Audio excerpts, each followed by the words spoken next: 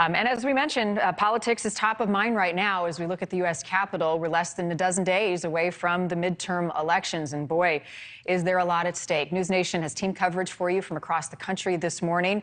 The election topics range: key races, security threats, the balance of power is at stake, the economy, crime, abortion. Projections are showing Republicans will likely take over the House at this point. But the Senate, it's anybody's game. Here is a look at the current Senate balance, 50-50. It could shift in either direction. Pretty tough to predict with some of these races tightening up in the final days. Tom Dempsey is live in D.C. as well this morning with the very latest on some of these projections. Good morning, Tom.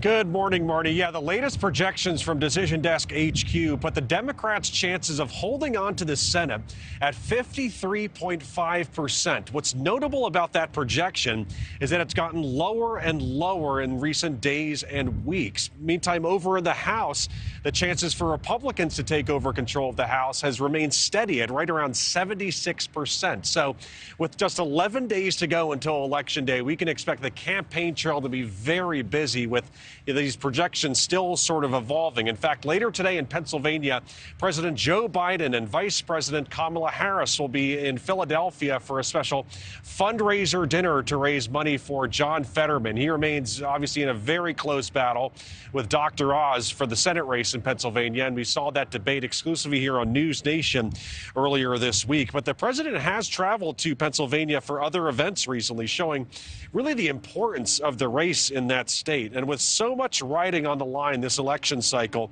just yesterday during a trip to New York to talk about microchip manufacturing, the president used the occasion to highlight his policy achievements like the Inflation Reduction Act being passed. Today's announcement is the latest example of my economic plan at work. I've said from the beginning that my objective is to build an economy from the bottom up and the middle out. An economy that rewards work, not just wealth. An economy that works for everyone. So the poor have a ladder up, the middle class can do better, and when that happens, the wealthy do very well.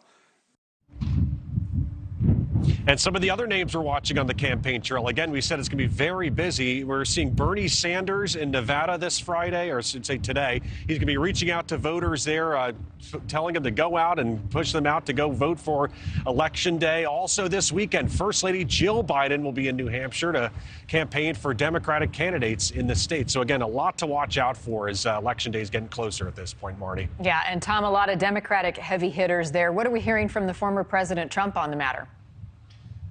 Yeah, he's going to be hitting the campaign trail as well for Republicans. In fact, his team announced he'll be in Iowa next week to campaign with Senator Chuck Grassley and Governor Kim Reynolds. Very important to note, you know, the state where this is all happening, Iowa, it kicks off the 2024 presidential nomination cycle for Republicans. And the president, you know, he continues to sort of flirt with the idea of maybe running again for the White House. So that'll be, you know, aside from the midterms, it'll be interesting to see how Trump sort of talks about and walks around maybe running for the White House in 2024, Marni. Yeah, our political analyst, Chris Steyerwalt, said think that he's running and he intends to run until he tells us otherwise. And he said the same for President Biden as well. So I'm kind of in that mindset. Tom Dempsey in Washington. Tom, thanks.